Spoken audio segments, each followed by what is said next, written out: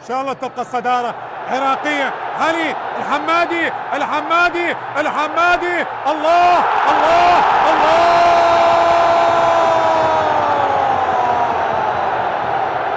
الحمادي جول خامس للعراق. الحمادي علي، حلوة يا بطل، حلوة يا ابو حسين، حلوة يا حبيبي، حلوة يا عمري. خامس للعراق، البديل الناجح علي الحمادي.